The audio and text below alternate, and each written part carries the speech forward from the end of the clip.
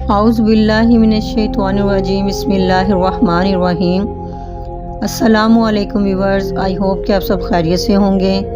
آج کی ویڈیو شروع کرنے سے پہلے آپ سے یہ گزارش ہے کہ اگر آپ ہمارے چینل پر نیو ہیں تو ہمارے چینل کو سبسکرائب کر دیں اور بیل نوٹیفیکیشن کو بھی آن کر دیں تاکہ آنے والی ہر نئی ویڈیو کا نوٹیفیکیشن آپ تک بآسانی پہنچ سکے۔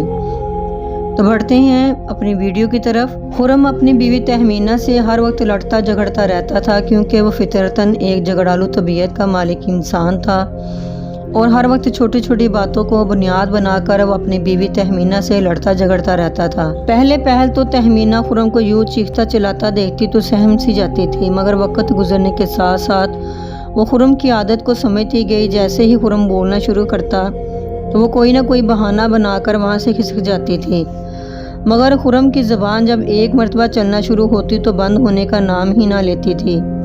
تہمینہ آج بھی معمول کے مطابق اٹھ کر گھر کے کام کاج میں لگ گئی تھی۔ ابھی وہ بچوں کو اسکول بھیج کر فارغ ہی ہوئی تھی اور خرم کے لیے ناشتہ بنا رہی تھی کہ اتنے میں خرم چیختا چلاتا ہوا کچن میں داخل ہوا اور تہمینہ پر بگڑتے ہوئے بولا، آج میں نے مال کے سلسلے میں دوسرے شہر جانا تھا، مگر اب تمہاری وجہ سے میں لیٹ ہو گیا ہوں۔ تہمینہ نے کہا، یہ بات تو آپ کو مجھے رات کو ہی بتانی چاہیے تھی کہ آپ نے مال کے سلسلے میں صبح دوسرے شہر جانا ہے، جس کی وجہ سے آپ نے جلدی اٹھنا ہے۔ خرم پر اتنا غصہ سوار تھا کہ اس نے تہمینہ کی بات سننے کی بجائے پاس پڑے بیٹ کے ساتھ تہمینہ کو مارنا پیٹنا شروع کر دیا۔ اس نے اپنے غصے میں حمانیت میں تمام حدیں پار کر دیں۔ تہمینہ کے چیخنے چلانے کا اس پر کوئی اثر نہیں ہو رہا تھا۔ وہ اس پر پے در پے وار کرتا رہا، یہاں تک کہ تہمینہ بے دم ہو کر زمین پر گر پڑی، مگر خرم کا غصہ ابھی تک ساتویں آسمان سے نیچے اترنے کا نام نہیں لے رہا تھا۔ جب خرم کے سر پر سوار غصے کا بھوت اترا تو تب تک بہت دیر ہو چکی تھی۔ خرم نے سامنے گٹھری بنی لیٹی تہمینہ کو ہلایا جلایا تو اس پہ یہ انکشاف ہوا کہ تہمینہ اس کی بیوی اب مر چکی ہے۔ خرم حیران و پریشان اپنے سر کو دونوں ہاتھوں میں تھام کر رہ گیا کہ یہ میں نے کیا کر دیا ہے اور اب کیا کرے۔ اس مشکل سے نجات پانے کا بہانہ سوچنے لگا۔ خرم کو اس نجات کا کوئی راستہ نہ سوجھ رہا تھا۔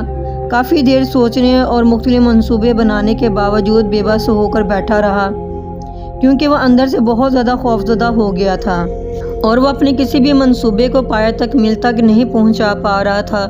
کافی سوچ بچار کے بعد اس نے بالآخر اپنے اس مسئلے کا حل نکالنے کے لیے اپنے دوست کی طرف جانے کا سوچا۔ وہ اس کی طرف گیا، اس کو سارا قصہ کہہ سنایا تاکہ اس بومر سے نکلنے کا کوئی نہ کوئی راستہ اس سے معلوم کر سکے۔ اس کے دوست نے ساری بات سن کر اس سے کہا کہ میرا خیال ہے کہ تم کسی خوبرو نوجوان کو تلاش کرو، پھر اس نوجوان کو قتل کر دو، اس کا سر کاٹو اور اس کی لاش اپنی بیوی کی لاش کے قریب رکھ دو۔ بیوی کے گھر والوں سے کہنا کہ میں نے اس نوجوان کو اپنی بیوی کے ساتھ قابل اعتراض حالت میں دیکھا، مجھ سے ان کی یہ بدفعلی برداشت نہ ہو سکی، چنانچہ میں نے دونوں کو یکلخت قتل کر دیا۔ اس طرح تو اس مصیبت سے گلو خلاصی بھی کروا سکے گا اور ان کے سامنے ایک معزز آدمی کی صورت میں ظاہر ہوگا۔ خرم کو اپنے مسئلے کا حل تو مل گیا تھا، مگر مسئلہ یہ تھا کہ وہ ایک خوبصورت نوجوان کا انتظام کہاں سے کرے۔ خرم جلد از جلد یہ معاملہ نپٹانا چاہتا تھا اور بچوں کے اسکول آنے سے پہلے ہر کام کو مکمل کرنا چاہتا تھا، مگر ابھی تک کوئی بھی صورت نظر نہیں آ رہی تھی اور وقت تیزی سے گزرتا جا رہا تھا۔ خرم پریشان حال بیٹھا مسئلے کے بارے میں ہی سوچ رہا تھا کہ باہر دروازے پر دستک ہونے کی آواز آنے لگی تو وہ خوفزدہ ہو کر دروازے کے پاس جا کے پوچھنے لگا۔ خرم کے پوچھنے پر باہر سے کسی نوجوان کی آواز آئی تو خرم نے جلدی سے کچھ سوچتے ہوئے دروازہ کھول دیا اور خود دروازے کے پیچھے چھپ گیا۔ جیسے ہی نوجوان اندر داخل ہوا تو خرم نے آنے والے نوجوان کو ملے اور دیکھے بغیر فوراً دروازہ بند کر کے نوجوان کے سر پر زور سے لوہے کی راڈ سے ضرب لگائی تو آنے والا نوجوان جو اس صورتحال سے ناواقف تھا ضرب کھاتے ہی اوندے منہ زمین پر گر گیا۔ خرم جلدی سے نوجوان کو ٹانگوں سے گھسیٹ کر اندر لے گیا اور اپنی بیوی کے پہلو میں لٹا کر فوراً سیدھا کر کے نوجوان کی گردن کو تیز دھار آلے سے کاٹ کر تن سے جدا کر دیا اور فوراً اپنے سسرال فون کر دیا۔ جب بیوی کے گھر والے آئے اور دونوں کی لاشوں کو دیکھا تو خرم نے جھوٹی کہانی سنا کر اپنے سسرال والوں کو مطمئن کر دیا۔ یہ قصہ سنا تو وہ اپنی ہی بیٹی کو اس کبھی فعل پر لان تان کرنے لگے اور گالیاں دیتے ہوئے چلے گئے۔ خاوند کے دل کو سکون آ گیا اور اس نے محسوس کیا کہ اس نے اپنے آپ کو यकीनी मौत से निजात दिला दी है और अब वो अपने करीबी अजीज़ को बुलाने लगा जिसने इसको इस खुफिया तदबीर को अपनाने का मशवरा दिया था। खुर्रम इस दौरान अपने घर में दिल ही दिल में खुश हो रहा था क्योंकि सब कुछ अच्छा हो गया था। जैसे ही इसका दोस्त घर में दाखिल हुआ, खुर्रम ने इसको गले से लगाया, बोसा दिया और शुक्र अदा करने लगा। तो इसके दोस्त ने इससे पूछा, क्या मंसूबा कामयाब हो गया? खुर्रम ने कहा, यकीनन मैं वाज़ह तौर पर कामयाब हो गया हूँ और तदबीर कारगर साबित हुई है। ये सब आपके हुस्न तफक्कुर और सलामत तदबीर से हुआ है। दोस्त ने कहा, तो क्या तुमने अपने मतलूबा हदफ पा लिया था?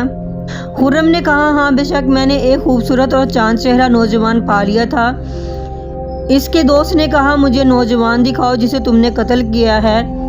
जब इसने इस नौजवान को देखा तो बेसाख्ता इसके मुंह से चीख निकली और वो बेहोश होकर गिर पड़ा।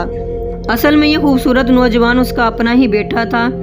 दरअसल ये बेटा इसने अपने बड़े भाई को दिया हुआ था क्योंकि इसकी कोई औलाद नहीं थी जो कि दूसरे मुल्क में रहता था और अब अपने मुल्क में ही सेटल होना चाहता था और कोई अच्छा और मुनासिब कारोबार करना चाहता था। तो इसने खुर्रम का पता दे दिया था ताकि वो कारोबार के सिलसिले में इसके भाई की मदद कर सके और कारोबार में इसके भाई के साथ ताउन करे, क्योंकि खुर्रम के दोस्त का भाई ये भी चाहता था कि कोई एतबार का बंदा हो ताकि वो बेफिक्री से अपना पैसा कारोबार में लगा सके।